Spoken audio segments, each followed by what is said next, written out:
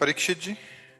फिर श्री हरिवंश महाराज जी, आप जब भी कोई मुसीबत आती है, डर लगता है, तो आपका ख्याल आता है, उससे लगता है कि उस डर को मैं भगा दूंगा, और भाग भी जाता है। आपके समक्ष आकर पुनः आपको देखकर खुद को ताकतवर बना लेता हूँ महाराज जी, सभी डरों को पराजित कर लेता हूँ। लेकिन ये डर लगता है कि यदि कल आप नहीं रहे, किसी से शक्ति लूंगा मैं, कौन हाँ, मुझे ये संभालेगा। अब ये समस्या तो बड़ी भारी है ही क्या। ये समस्या तो बड़ी भारी है ही, क्योंकि ये मृत मरण धर्मा शरीर है और रोग ग्रसित है। तो अब इतने भारी रोग से ग्रसित है ना कि इसको कहा नहीं जा सकता कि ये कल चलेगा। हो सकता है 10-20 साल चल जाए, हो सकता है 10 मिनट न चले। ऐसी बिगड़ी गाड़ी है, दोनों किडनी फेल है, डायलिसिस हो रहा है। तो अब ये तो है ही है कि जब तक सानिध्य है तब तक। अब वैसे भी देखो, मोबाइल से देखना और फेस टू फेस देखना अंतर पड़ता है नहीं। तो अब प्रगट में जब हम किसी संत के सामने होते हैं तो हमको परमाणु भी मिलते हैं। मोबाइल से हम उपदेश ग्रहण कर सकते हैं, हमारा कल्याण का मार्ग प्रशस्त हो सकता है, लेकिन हमें परमाणु नहीं मिल सकते।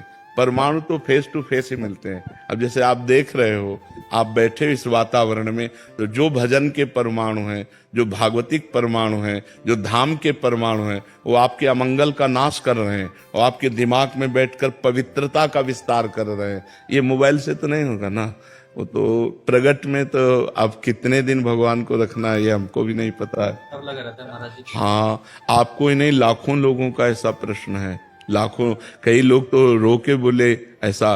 और आपको आज ऐसा प्रश्न है, ऐसा हमारा भी प्रश्न है कि हम अपने गुरुदेव से संचलित हैं। अगर कल मुझे पता चले कि मेरे गुरुदेव अंतर्ध्यान हो गए, तो जैसे प्राण निकल गए ऐसा शरीर रह जाए, फिर क्या रह जाए। गुरुदेव बैठे हैं तो इतना साहस है कि हमारे गुरुदेव है ना। तो गुरुदेव एक बल है, गुरु एक तपस्या भजन उसका बल है। अगर वो मान लो, ये तो आपकी श्रद्धा से हो रहा है, और वो अगर संकल्प कर ले, मान लो आप श्रद्धावान हो रहे तो आपकी बैटरी चार्ज हो रही, और अगर वो अपनी तरफ से संकल्प करके आपको दे दें तो आप तो महाबलशाली हो जाएंगे। तो ये बात होती है कि प्रगट तभी तो होता है कि सौभाग्य है कि प्रगट में संतों का संग मिले। नहीं तो जब संत चले गए तो फिर उतना बात का प्रभाव भी नहीं रहता। जैसे हम हैं तो मोबाइल में उतना प्रभाव भी पड़ रहा है, और जैसे हमारा शरीर न रहे तो अभी वो सब ऐसे हो जाएगा, फिर उसका वो प्रभाव नहीं पड़ेगा, उतना प्रभाव नहीं पड़ेगा। वो धीरे धीरे धीरे धीरे सब शांत हो जाएगा।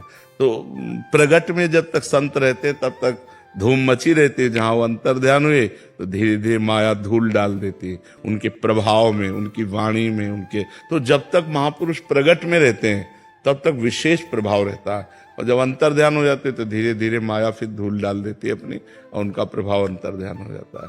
पर जो श्रद्धालु हैं, श्रद्धापूर्वक उनकी बात को मानते हैं, वो आजीवन उनकी बात पर मानकर उनका प्रगट अनुभव करते हैं। प्रगट अनुभव, जैसे नारद जी हैं, तो हैं सृष्टि में तो हैं, पर हमारे सामने नहीं।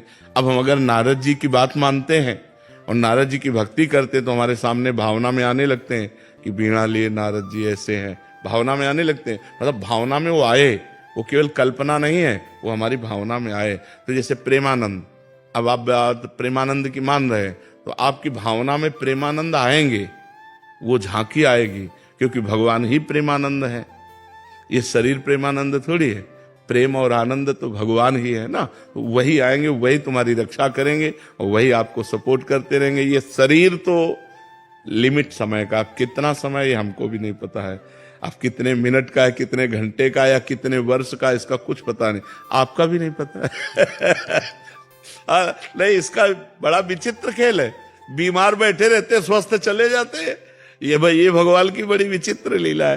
तो आप चिंता न करो, हम तुम्हारे साथ हैं, चाहे ऐसे चाहे वैसे, ठीक है।